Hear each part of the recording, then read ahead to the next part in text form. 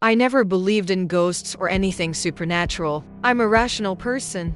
Love hiking, nature, and all that. Hawaii was just another destination on my travel list. My friends, my boyfriend Jake, our friend Sarah, and I decided to do a night hike along the Na Pali Coast trail on Kauai. It's famous for its views, but hardly anyone hikes it at night because it's tough terrain, and locals warned us not to go after dark. But we were young, cocky, and thought we knew better. It was around midnight. The moon was so bright we barely needed flashlights. We stopped at a small clearing with a view of the ocean to eat and stargaze. Everything was calm, just the sound of waves crashing below. Then I heard something odd. At first, I thought it was the wind, but it was too rhythmic, like deep, steady drum beats coming from far away. I looked at Jake, and he heard it too. Sarah said, maybe it's local musicians in a village nearby. But we were in the middle of nowhere, miles from the nearest town.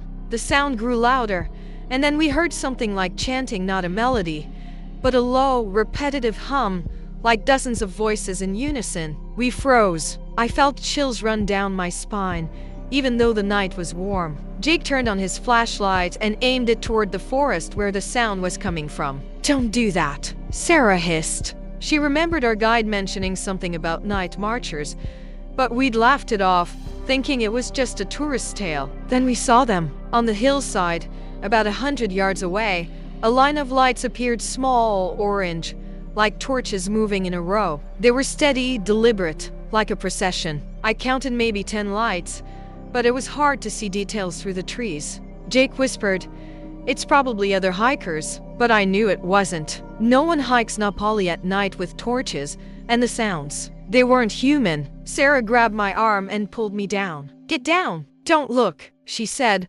like her life depended on it. I dropped to the grass. Jake followed, though he kept trying to peek. I heard him mutter, "Those aren't people. They're glowing." I don't know what he saw because I shut my eyes and pressed my face to the ground. My heart was pounding so hard I thought it would burst. The drums got louder, and I swear I felt the ground vibrating beneath me in rhythm. I don't know how long we stayed like that, maybe 5 minutes, maybe more. The sounds started to fade, and the lights I glimpsed through the grass disappeared. When it was quiet, we got up, shaking and confused. Jake looked paler than usual, and Sarah was crying. We grabbed our stuff and ran back to the trailhead without stopping until we reached the car. The next day, we asked a local guide what it could have been. He looked at us seriously and said, "You saw the Huakaipo? You're lucky you got down. They don't like being watched." He explained they're the spirits of ancient warriors guarding sacred places, and the Na Pali Trail is one of their paths. He added that if we'd kept looking,